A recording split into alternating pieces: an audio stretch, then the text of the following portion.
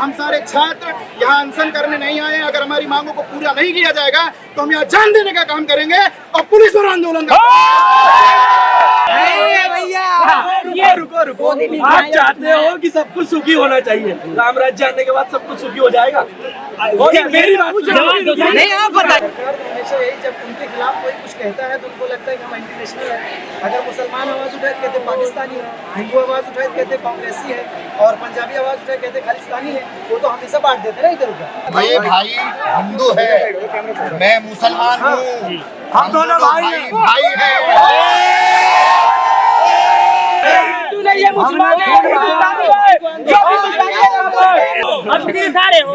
अब ये बता दो कौन तो हिंदू है, कौन मुस्लिम है, कौन सिख है, कौन ईसाई, बताओ मुझे देख के। कोई बता सकता है? तो अभी तो ये अंगड़ाई है, आगे बहुत लड़ाई है। बाकी है, मैं आपको बताना चाहूँगा कि ये कैसी आजादी, हर ओर बारे बादी, गंदी गंदी राजनीति ने लंगोटी बिकवा दी।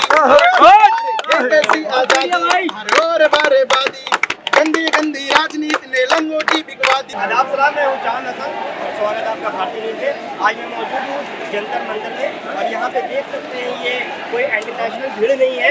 यहाँ पे आम युवाओं जो एग्जाम लीक को लेकर धर्मेंद्र प्रधान का इस्तीफा मांगने आए हैं और जो कई लगभग 20 दिनों से अनशन पे सोनम वांगचुक बैठे हुए हैं, उनको पुलिस ने किस तरीके से दमनकारी तरीके से उनको लेकर गए वो सब आप सबने देखा। और यहाँ पे भी हम मौजूद तमाम लोगों से मुद्दे को जानेंगे, प्रोटेस्ट में आने का इनका ऑब्जेक्टिव क्या था, उनसे बात करेंगे और उनको समझेंगे कि आज का जो इशू है, आज का जो मुद्दा है, वो सरकार क्या सच में बहरी हो गई है, या सरकार सच में आम युवाओं का दर्द से बिल्कुल अनजान हो गई है, या फिर वो जानबूझकर युवाओं के मुद्दों को भड़काना चाहती है। तो आइए बात करते हैं एक करके। आपको लगता नहीं कि इतने सारे आज जंतर मंतर में एंटी नेशनल आ गए हैं, सरकार कहती है ये कोई प्रोटेस्ट नहीं कर रहे हैं, ये आंदोलन जी भी एंटी नेशनल है, इसका आपका क्या कहना है? सरकार तो हमेशा यही, जब उनके खिलाफ कोई कुछ कहता है तो उनको लगता है कि हम एंटी नेशनल है। अगर मुसलमान आवाज उठाए तो कहते पाकिस्तानी है, हिंदू आवाज उठाए तो कहते कांग्रेसी है, और पंजाबी आवाज उठाए कहते खालिस्तानी है। वो तो हमेशा बांट देते ना इधर उधर। वो मुद्दे की बात कभी करते जब उनका अगर बात करनी होती है तो वो डायरेक्ट भटका देते, वो डायरेक्ट मंदिर मस्जिद हिंदू मुस्लिम इसी में बांट देते हैं। कभी मुद्दे की बात करते हैं तो भाई हिंदू है, मैं मुसलमान हूँ, हम दोनों भाई है। दोनों को अलग करने वाला मोदी है।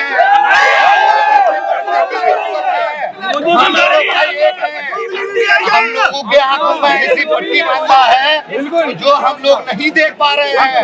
हम लोग लड़ रहे हैं, हम लोगों के लड़ने से देश का नुकसान हो रहा है। हम लोग एक जगह नहीं होंगे, हम लोगों को अलग अलग करके उसका बेनिफिट उठा रहा है। वो लोग जाकर के सऊदी में गले मिल रहे हैं। अगर हम यहाँ कुछ कर रहे हैं उसके खिलाफ कोई बात बोल रहे हैं। अभी भाई ने बताया, कोई पाकिस्तानी बोल देता है, कोई इंटरनेशनल बोल देता है, कोई आतंकवादी बोल देता है, कोई और कुछ बोल देता है। लेकिन इस भाई से पूछो ये हिंदू है क्या मैं पाकिस्तानी हूँ? क्या मैं बांग्लादेशी हूँ? नहीं है, मुसलमान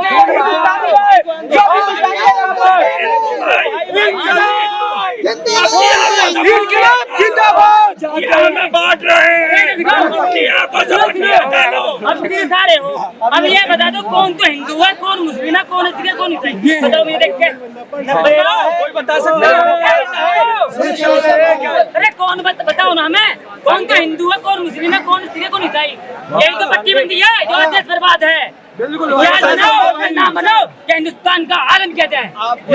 आपको लगता है कि ये प्रोटेस्ट सक्सेसफुल हो पाया? क्या ये अनशन सच में सरकार तक पहुंच पा रही है, या सरकार ऐसे सरकार को सुनना पड़ेगा। बहुत सारे ऐसे प्रोटेस्ट हो, चाहे किसान आंदोलन हो या बाकी आंदोलन हो, सरकार ने उस पर क्या संज्ञान लिया और क्या लगता है कि इसका रिजल्ट मिलेगा? बीजेपी की पार्टी में कोई शिक्षा मंत्री ने लिया है। भाई भाई भाई मैं बताऊंगा जो अब जो हिंदुस्तान के अंदर से यहाँ पे है लोग कोई बात नहीं, बना लो बस थोड़ा सा। देश का युवा है, देश का युवा पढ़ेगा ना तो हिंदुस्तान जब आगे बढ़ेगा। तुम रही बात स्कूल तोड़ रहे हो, आंदोलन की, मंदिर तोड़ रहे हो, हिंदुस्तान तोड़ रहे हो। तो अभी तो ये लड़ाई है, आगे बहुत लड़ाई है। टेलर है, पीछे ही बाकी है। मैं आपको बताना चाहूंगा कि ये कैसी आजादी, हरोर बारे बादी, गंदी गंदी राजनीति ने लंगोटी बिकवा दी।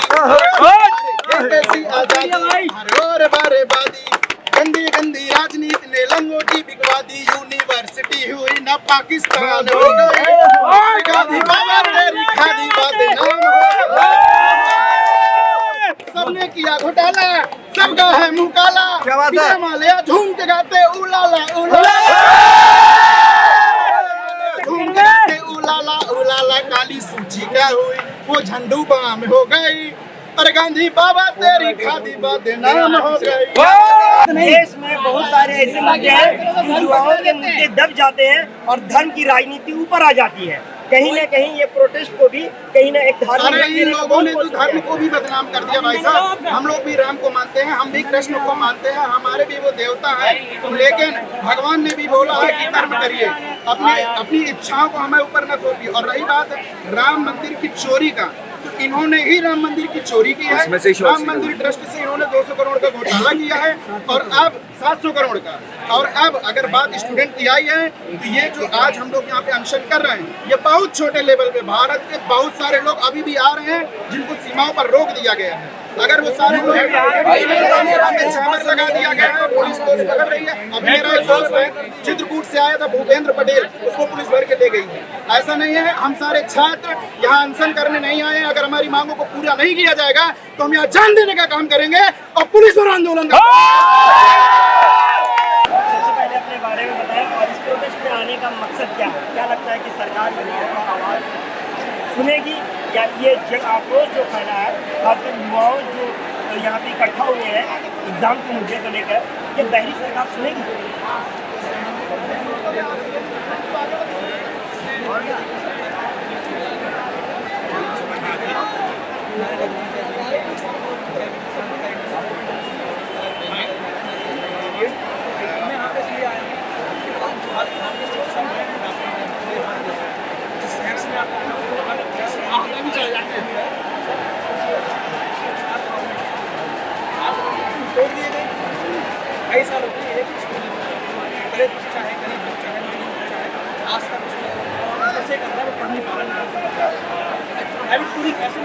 सरकारी स्कूलों को तोड़ा जा रहा है, सरकार का डेटा भी है क्योंकि सरकार ने स्कूल तोड़े गए और सरकार प्राइवेटाइजेशन जो है, प्राइवेट स्कूल का जो है वो संख्या बढ़ी और स्कूल तोड़ के अपने पास देखा है और इधर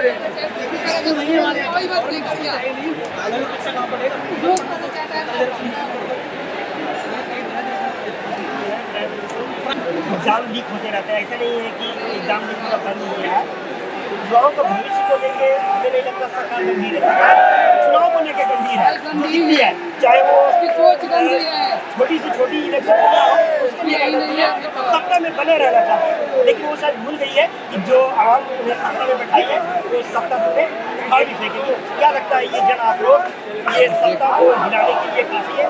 ये काफी है, और अगर ये कम लगता है तो ये और आएंगे, और सरकार किसी को कम ना समझे। इस टाइम पे ये जनता जाग उठी है और ये जनता इस सरकार को गिरा के रहेगी। या तो धर्मेंद्र प्रधान इस्तीफा देगा, या तो धर्मेंद्र प्रधान के साथ नरेंद्र मोदी भी इस्तीफा देगा। और ये हमारा नहीं, ये पूरी जनता का ऐलान है और ये दे के ही रहेगा। कोई राजनीतिक पार्टी पैसे देकर तो नहीं लाई है। आपको इतना भीड़ देख करके इतने युवाओं के बच्चे लोग एजुकेटेड लोग हैं, आपको ये भी राजनीतिक लग रहे हैं? जो लोग एयर कंडीशन में बैठे हुए हैं, उनको लग रहा था 4 दिन पहले सभी लोग राजनीति करते हैं, वो राजनीति नहीं करते। आवाज उठेगी सबकी। युवाओं की जिम्मेदारी समझते हैं, उनसे बात करने के लिए आए, लेकिन वो ताना से एयर कंडीशन में बैठ करके अपने को लोकतंत्र में बहुत बड़ा खलीफा समझ रहा है। नोएडा में जो एसी रूम में बैठे पत्रकारिता जो आज यहाँ पे नदारद है वो दिख नहीं रहा है। कहीं ना कहीं स्वतंत्र पत्रकारिता के लोग काफ़ी एक्टिव हैं और वो पत्रकारिता आज कर रहे हैं। तो क्या लगता है कि मुख्य धारा की मीडिया आज यहाँ पे जो पत्रकार महोदय में ये बताइए, आपको आज परेशान करने वाला कौन है? कौन सा सिस्टम है बताइए? शर्म नहीं आ रही उन लोगों को? ये लोग अपने घर छोड़ के, माँ बापों को छोड़ करके अपना पैसा पहले पैसा एग्जाम में खर्च करेंगे, फिर लड़ने के लिए खर्च करेंगे, जिंदगी बर्बाद करने के लिए। शर्म नहीं आ रही उन लोगों को जो आपको और हमको परेशान कर रहे हैं। आप हमें जानना चाहते हैं, हम आपको बताना चाहते हैं, बताइए उनको शर्म आनी चाहिए नहीं आनी चाहिए?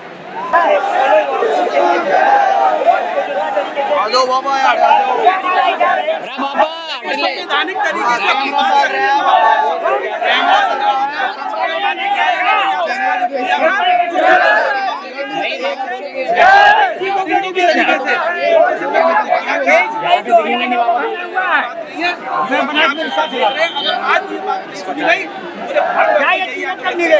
पूरा उत्तर प्रदेश ही नहीं लेकिन पूरा देश चलेगा।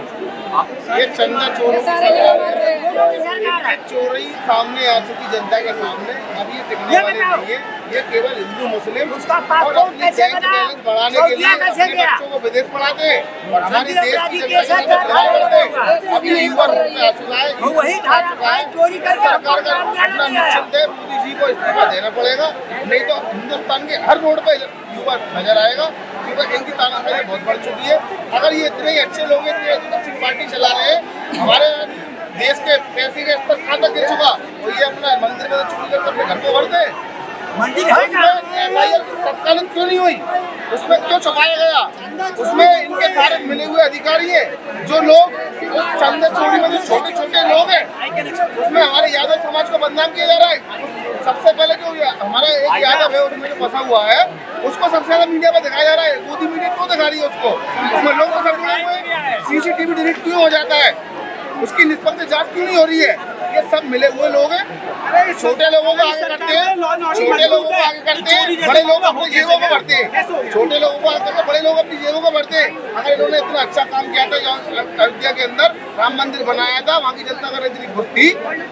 देशवासियों को ये बताना चाहूँगा कि शायद आप रिया को भूले नहीं होंगे और हम भूलने भी नहीं देंगे, क्योंकि ऐसे न जाने कितने रिया हमारे देश से आत्महत्या कर लिए सिर्फ और सिर्फ सरकार की लापरवाही की वजह से, NTA की लापरवाही की वजह से, जिसका आज तक सरकार ने ना तो संज्ञान लिया, ना तो धर्मेंद्र प्रधान ने इस्तीफा दिया। आइए हम बात करते हैं देहरादून से आए हुए रिया के कुछ रिश्तेदार हैं, कुछ जानने वाले उनके शहरवासी हैं, उनसे जानेंगे कि आज के प्रोटेस्ट में शामिल होने का खास मकसद रिया के साथ इंसाफ दिलाना और रिया के जैसे ना जाने कितने मासूम जो है, जो हमारे देश में बच्चियाँ जो सुसाइड कर ली। सबसे पहले आप सबके साथ हमारी संवेदनाएँ हैं, हमारी टीम के साथ संवेदनाएँ, आपके पूरे फैमिली के साथ, आपके शहरवासियों के साथ। और ये देश का जो इशू है पेपर कितना गहराता जा रहा है, कितना लॉस है देश के।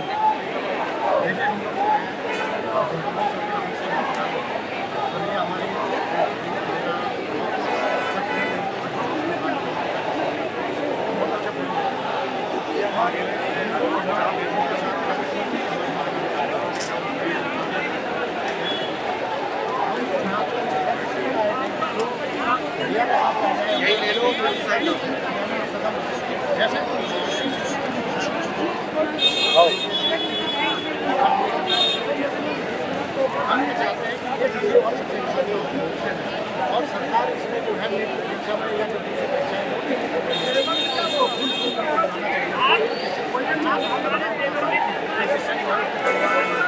मैं देख रहा हूँ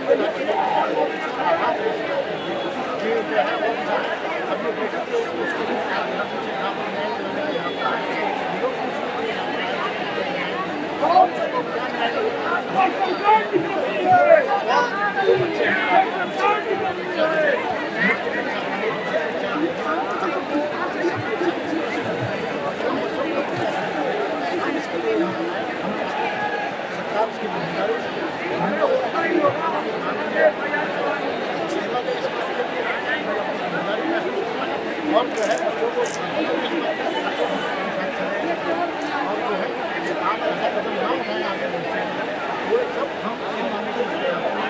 जैसे मालूम चलता है कि रिया अपने स्कूल में टॉपर थे। ऐसे बच्चों का जिनका भविष्य उज्ज्वल माना जाता है और ऐसे बच्चों का चला जाना सरकार और तंत्र की लापरवाही की वजह से ये देश में इतना गंभीर मुद्दा लगता है कि सरकार इसके लिए गंभीर है या फिर आम लोग इसके लिए गंभीर हो रहे हैं। देखिए मैं तो आपको ये बोलना चाहूँगा, सरकार अगर इसके लिए गंभीर होगी कोई ना कोई स्टेप जरूर उठाती है। इस्तीफा देते अपनी जिम्मेदारी लेके, ऐसा कुछ नहीं हुआ। इवन सरकार के किसी मंत्री ने, किसी सांसद ने ना हमारे कितने बच्चों ने सुसाइड किया उसके बारे में आज तक कहीं आपने नहीं देखा होगा, ना मीडिया में ना कहीं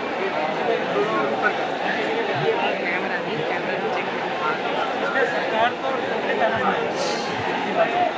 और बच्चे अगर इतने हाई हाई रैंकिंग के बच्चे को सुसाइड करता है देश का परिवार का तो है ही देश का भी लॉस है। अगर ऐसे किसके किस तरह की नाकामी की देश के सीधे सीधे लॉस है। ये लगता है कि ये नए भारत का एक चलन बन गया है कि चाहे वो रेल हादसा हो या एग्जाम लीक हो, तो अकाउंटेबिलिटी नहीं लेती है सरकार। ये आपको लगता है कि अकाउंटेबिलिटी से बचती है? बिल्कुल बिल्कुल, पहले भी हमने देखा है देश में गवर्नमेंट रही, अभी भी घटना करती थी, हमें तो आज भी याद है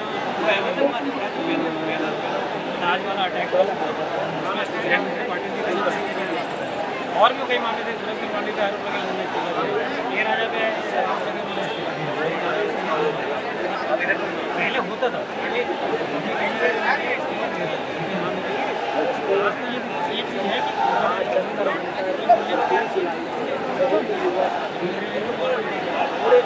बैठे तो बैठे